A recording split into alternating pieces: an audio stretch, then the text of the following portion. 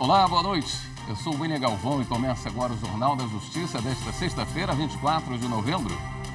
Ministro Edson Fachin do Supremo determina a produção de nota técnica e a realização de audiência ainda este ano sobre o estágio e a efetividade das medidas para reduzir a letalidade policial no Rio de Janeiro.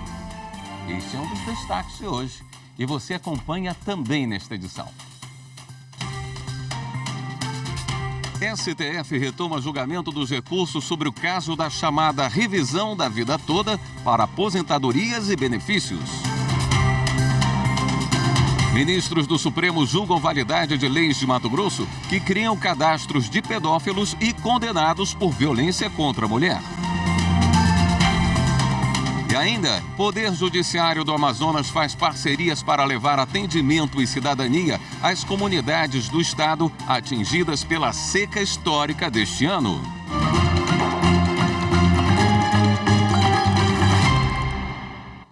O ministro do Supremo, Edson Fachin, determinou a elaboração de nota técnica e a realização de uma audiência ainda este ano sobre as medidas tomadas pelo Rio de Janeiro para combater a letalidade da polícia no estado. Vamos falar ao vivo com a repórter Viviane Novaes, que tem mais informações para a gente. Boa noite, Viviane.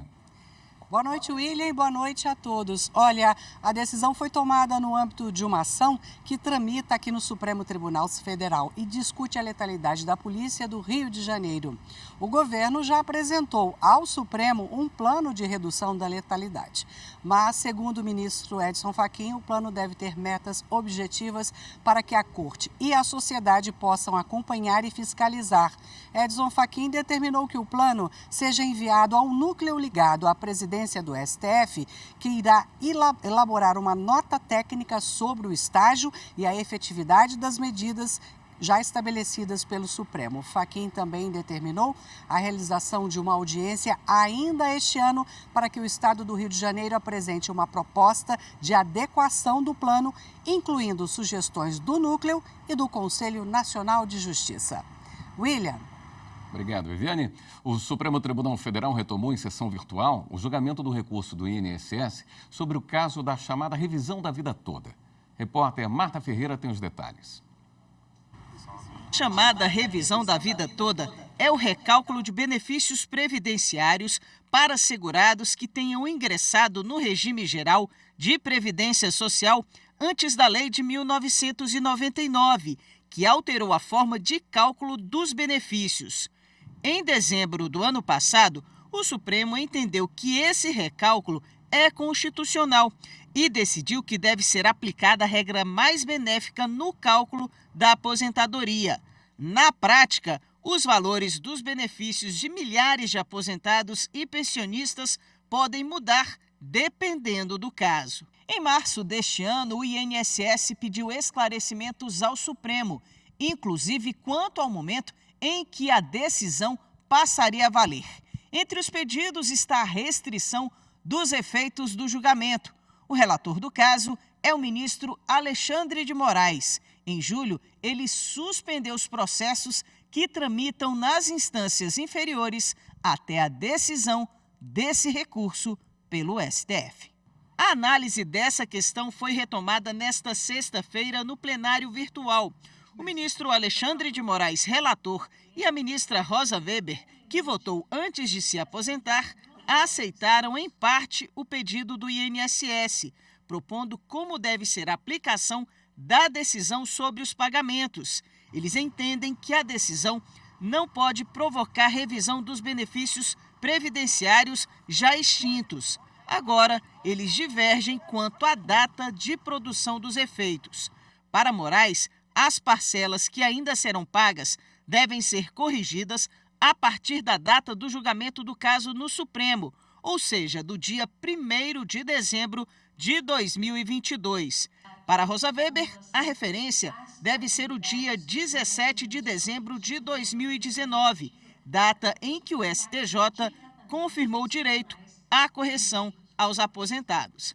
Já o ministro Cristiano Zanin entende que o caso deve voltar a julgamento no STJ, mas se for voto vencido, ele propõe a data da publicação da ata do julgamento de mérito, ou seja, 13 de dezembro de 2022.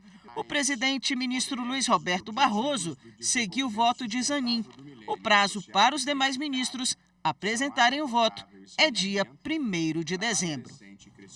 Também em sessão virtual, começou a ser analisada uma ação do governo de Mato Grosso que questiona a criação de cadastros de pedófilos e condenados por violência contra a mulher. Repórter Renato Rosa. Suspeitos, indiciados ou já condenados por crimes contra a dignidade sexual praticados contra criança ou adolescentes entram no cadastro. O mesmo acontece com condenados por crimes de violência contra a mulher. A foto, nome, idade, grau de parentesco ou relação entre o suspeito e vítima e as circunstâncias em que o crime foi praticado são algumas informações que aparecem na lista coordenada pela Secretaria de Segurança Pública de Mato Grosso. Para o governo mato-grossense, as duas leis questionadas criaram um novo efeito da condenação criminal, além dos já previstos no Código Penal e em outras leis. De acordo com o governo do estado, somente lei federal, aprovada pelo Congresso com sanção do presidente da República, pode tratar do tema. O governo de Mato Grosso também argumenta que as leis estaduais de iniciativa parlamentar exigem da Secretaria de Segurança Pública a criação das listas e, com isso, afrontam a competência privativa do Poder Executivo. O governador alega ainda que a veiculação de fotos, dados pessoais e de processos na internet vai contra a ressocialização, a dignidade e o direito à imagem, à honra e à intimidade dos condenados. O relator, ministro Alexandre de Moraes, ao reformular o voto, decidiu pela procedência parcial do pedido do governo de Mato Grosso. Destacou que delimitar que o cadastro estadual de pedófilos seja constituído a partir de dados do agente já condenado atende à finalidade pretendida e mantém resguardado o instrumento adequado e eficaz para os órgãos de segurança pública estadual, sem ofender o direito fundamental. A disponibilização em sítio eletrônico daqueles criminosos com decisão já transitada em julgado, com a sua publicidade, é medida que resguarda o interesse da coletividade e preserva a intimidade, a honra e imagem na eventualidade de não ser confirmada a condenação. Os ministros têm até o dia 1º de dezembro para lançar o voto no plenário virtual. STF vai julgar em sessão virtual extraordinária ações contra o novo regime de precatórios. Assunto para o próximo bloco. Até já.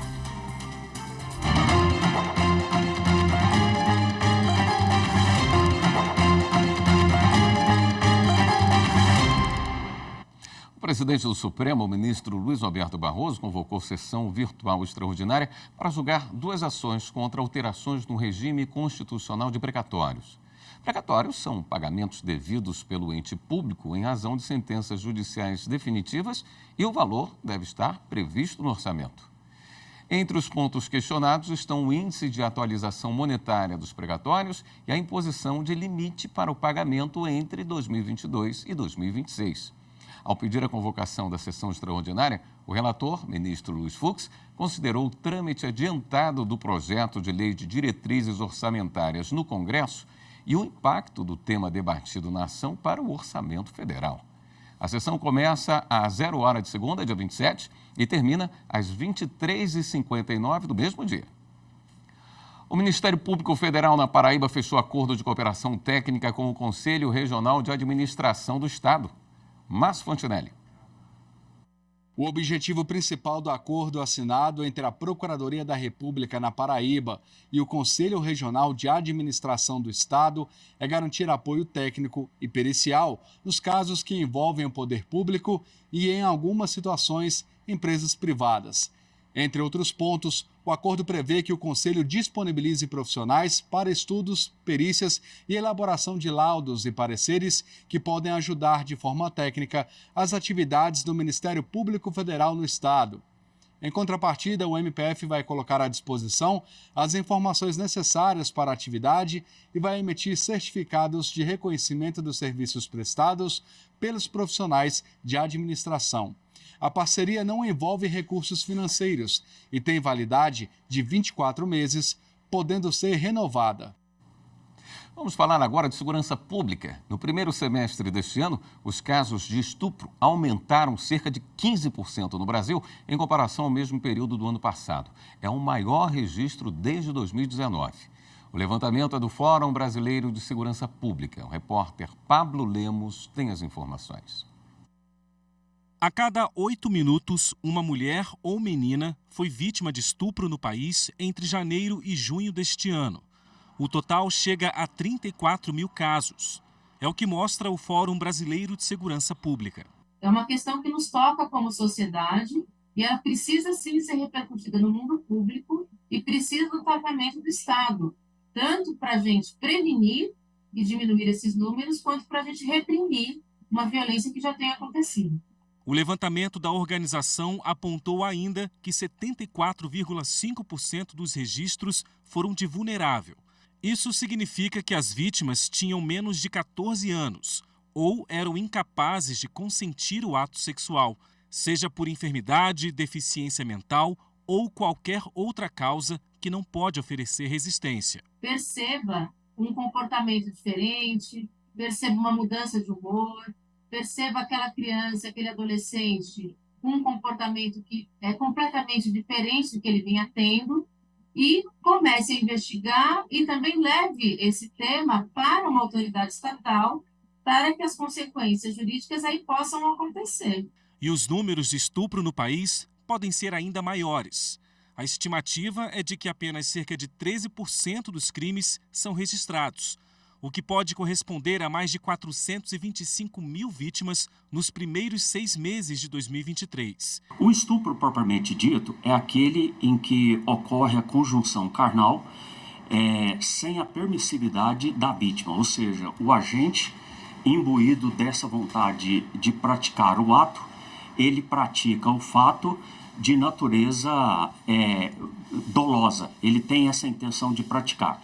Essa pena é entre 10 e 20 anos. Se houver morte, essa pena vai de 12 a 30 anos. Agora, vamos conceituar o estupro de vulnerável. O estupro de vulnerável é aquele quando a vítima é menor de 14 anos e ele sofre essa violência. Então, nesse estupro de vulnerável, nós podemos transplantar também outros indivíduos que tenha uma situação também de vulnerabilidade. Por exemplo, quais são esses indivíduos?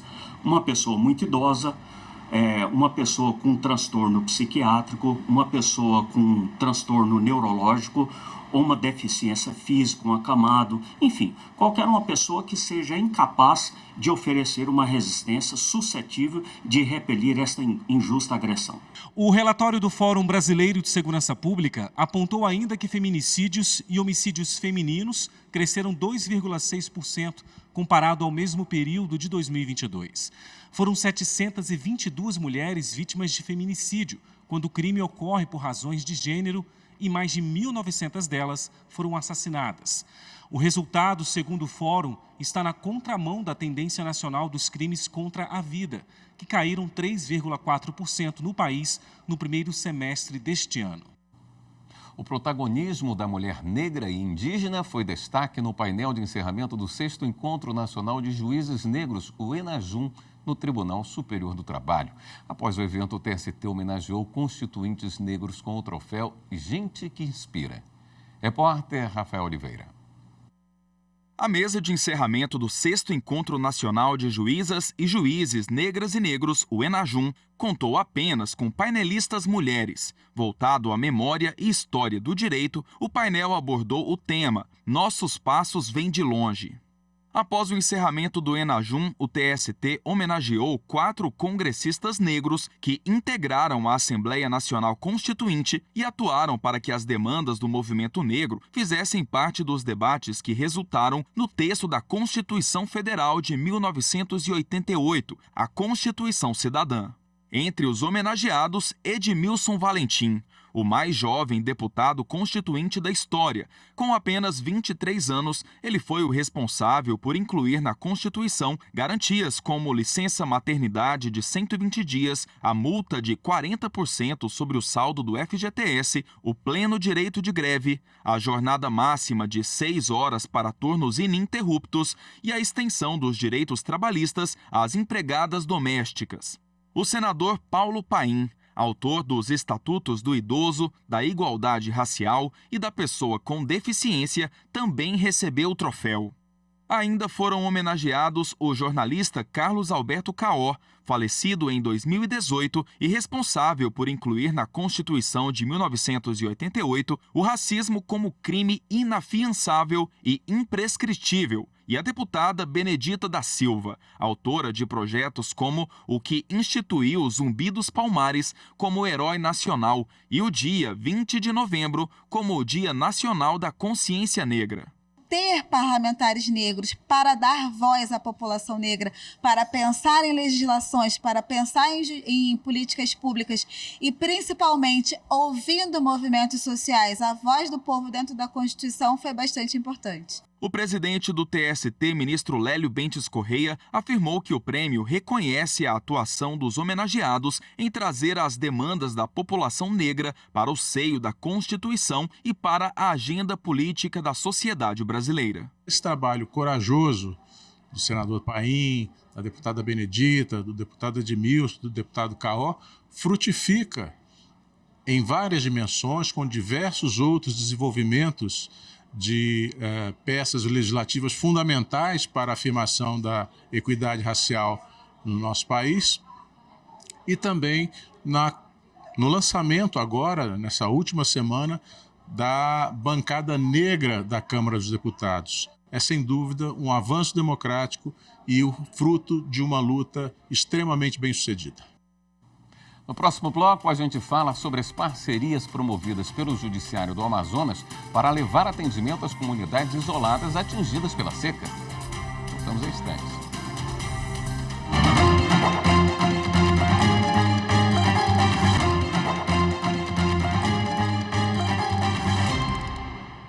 A Justiça Militar promoveu uma série de eventos no Mato Grosso do Sul para promover a cultura de paz e tolerância, principalmente no ambiente de trabalho.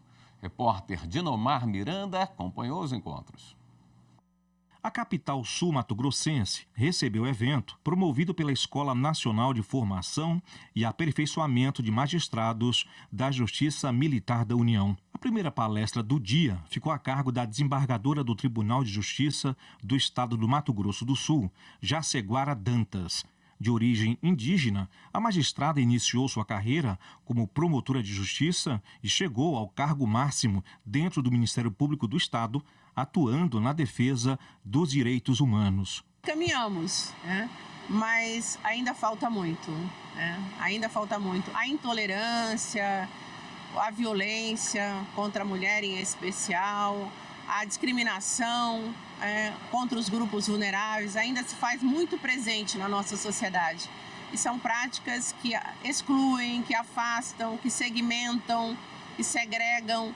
Então, nós precisamos trabalhar muito por uma cultura de direitos humanos e, sobretudo, por uma cultura de paz e tolerância, para que nós tenhamos uma vida melhor, um futuro melhor a deixar para as novas gerações. Ainda no mesmo dia, uma mesa redonda com juízes federais da Justiça Militar discutiu o assunto como construir um ambiente de trabalho mais tolerante. É muito importante que a gente passe essa mensagem, uma mensagem de acolhimento, uma mensagem de paz no ambiente de trabalho, de respeito principalmente. Veja que foi um trabalho dos nossos juízes auditores, aqui dos nossos juízes federais militares, o doutor Jorge e o Luciano, que aderiram a essa nossa proposta de discutir esse tema e nos, vamos dizer assim, nos felicitou, nos brindou em trazer isso para uma abertura num espaço extremamente de diversidade, que é a natureza, que é essa beleza que nós estamos vendo aqui. Nos outros 2 dias, o evento ocorreu na sede do Tribunal de Contas do Estado. As questões de gênero no ambiente do assédio e da discriminação nas relações de trabalho foram pautas de mesa redonda. A discussão contou com a participação do juiz do trabalho, Renato Miyazato, e da juíza do Tribunal de Justiça do Estado do Mato Grosso do Sul, Jaqueline Machado. Já as questões de raça foram discutidas na mesa redonda, mediada pela subsecretária de Políticas Públicas para a Promoção da Igualdade Racial do Mato Grosso do Sul, Vânia Lúcia Batista. A discriminação religiosa também esteve em discussão. A mesa redonda contou com a participação do pai de santo e sacerdote de Ubanda, pai Juan Sangor e pela religiosa muçulmana Salua Omais, presidente da Comissão de Liberdade e Assistência Religiosa da OAB Mato Grosso do Sul. A seca histórica deste ano no Amazonas gerou uma série de transtornos para os 62 municípios que decretaram estado de emergência. Comunidades inteiras ficaram isoladas em razão da estiagem extrema. E essa situação aumentou ainda mais o desafio de levar justiça e cidadania ao interior, sobretudo às comunidades mais distantes da Amazônia. Confira na reportagem de Amanda Bulcão. Amanhece no coração da fronteira da Amazônia, no extremo oeste do estado do Amazonas. Nessa região, Peru, Colômbia e Brasil convergem, dependendo do mesmo rio, o Solimões. O cenário, que já era desafiador, foi agravado por uma seca histórica neste verão de 2023. Os 62 municípios amazonenses decretaram estado de emergência. Comunidades inteiras ficaram isoladas por conta da estiagem extrema, uma seca que também impôs inúmeros obstáculos para se levar à justiça onde ela é mais necessária. Foi nesse cenário que a Corregedoria Geral de Justiça do Amazonas transferiu temporariamente a sua sede para Tabatinga, na fronteira, com o objetivo de fortalecer a presença do judiciário nessa região, principalmente nesse momento ímpar da natureza. Levar a justiça aos lugares mais distantes, em um estado que tem dimensões continentais e inúmeras dificuldades logísticas, não é tarefa fácil. Aqui nessa região, a distância se mede por horas ou dias de barco, e é nesse embate pela justiça que as parcerias são essenciais. A gente faz parceria com a FUNAI e a CESAI para o cumprimento dos mandados de intimação e citação nessas comunidades. Elas são geograficamente distantes, temos mais de 50 comunidades, então o oficial de justiça não consegue atender as intimações, os mandados, por conta própria, então a gente pede esse apoio à FUNAI e à CESAI, que acaba levando essas informações, os mandados para essas comunidades indígenas, e isso é feito através dos rios. Em Benjamin Constant, o oficial de justiça Railson dos Santos Guerreiro se prepara para enfrentar mais um dia de trabalho no interior do Amazonas. As dificuldades para levar as intimações ao cidadão não apagam a determinação desses agentes da justiça, que persistem, quebrando barreiras físicas para assegurar o acesso de todos à equidade. A estiagem foi muito grande, e temos aí, os oficiais de justiça estão certificando a impossibilidade de chegar em muitos desses locais. Então, notificações, intimações, audiências estão sendo que ser adiadas para um momento posterior. A seca extrema fez com que muitas pessoas não conseguissem comparecer ao fórum, ou mesmo aos cartórios extrajudiciais. O fluxo de atendimento reduziu bastante por conta da falta de acesso que a população local de algumas comunidades passam, não conseguem vir até a sede do município, até porque o rio secou demais, é uma seca histórica, estiagem histórica, e isso impossibilita o acesso a serviços básicos, como até mesmo registro de nascimento. Nesse palco remoto, os heróis não vestem capas, mas carregam a coragem e a determinação em suas canoas, em seus barcos, com motocicletas e até em hidroaviões, para alcançar aqueles que anseiam pelos serviços do Poder Judiciário. Aqui nós estamos a 2 horas de barco potente da cidade de Tabatinga, onde viemos para prestar serviços do cartório de registro civil. Como todos sabem, esses desafios são imensos, mas a nossa disposição de vencê-los é inabalável. A subida das águas do Solimões já é uma realidade neste mês de novembro de 2023. Um alento para quem tem esperança por dias melhores. Esta edição do Jornal da Justiça fica por aqui. Uma boa noite para você, um excelente fim de semana.